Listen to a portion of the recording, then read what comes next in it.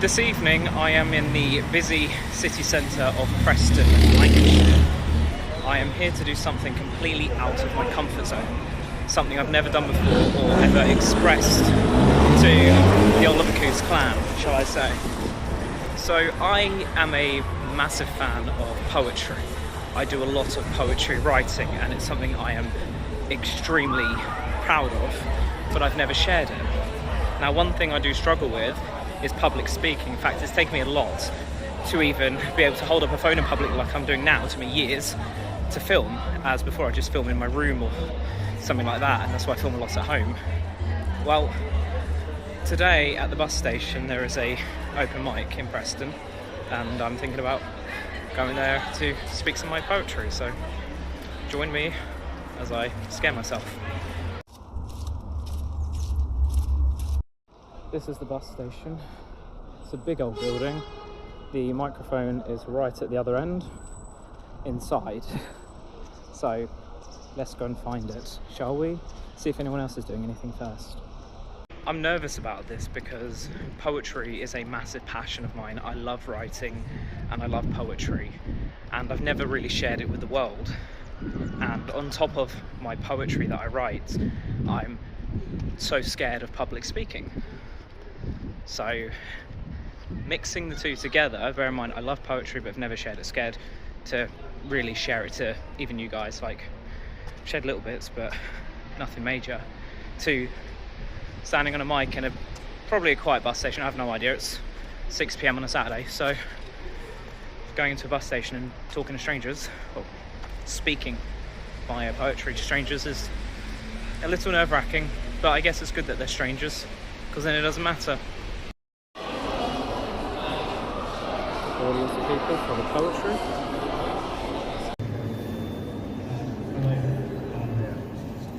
Give me a second. This one's called I'd Like to Think. I'm a very depressed person, so enjoy it. I'd like to think I'm happy, that I'm wanted and cared for. I'd like to think I'm here for a reason, but I don't anymore. I want to know why I'm not loved when those undeserving get everything right, whilst I sit here on my own, contemplating my own life. I'd like to believe that the whole world cared, but if the whole world cared, there'd be no despair, no love, no emotion, and that's all I want.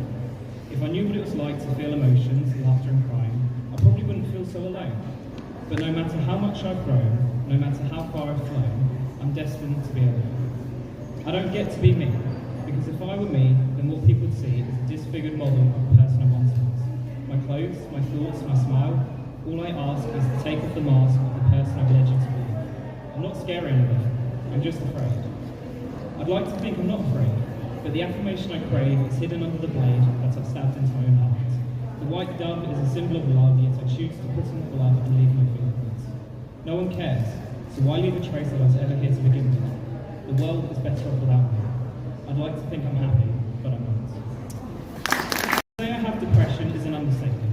Those nights lying there overthinking are more of a pretentious moments that I deal with alone, because suffering is a cause that I leave unshown.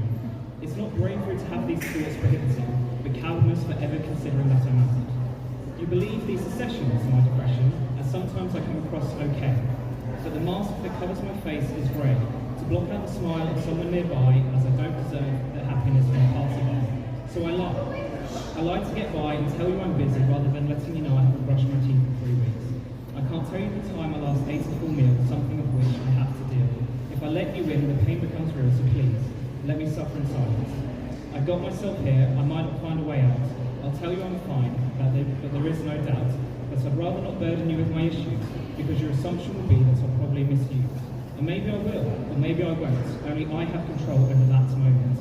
I could find a nice spot where my body will be untouched. No one will miss me, I know that much. These thoughts can't be oppressed any longer, but when I find my way out, I will be strong because of it. Oh my goodness. Oh my goodness. What a night.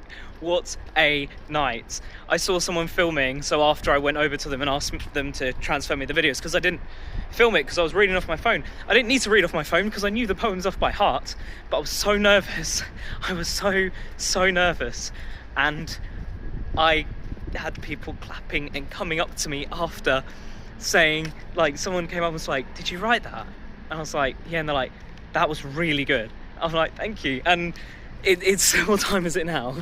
It's almost 8 o'clock, and I've just spent the last 40 minutes talking to 2 people who are professional songwriters who absolutely love the poetry and told me not to give up and all this stuff. And it's just, I'm so overwhelmed with the positivity from all these people tonight, and it's crazy. It's really crazy, and I just feel so happy that I have had this sort of support. I never once thought I'd ever push myself to get out my comfort zone like that.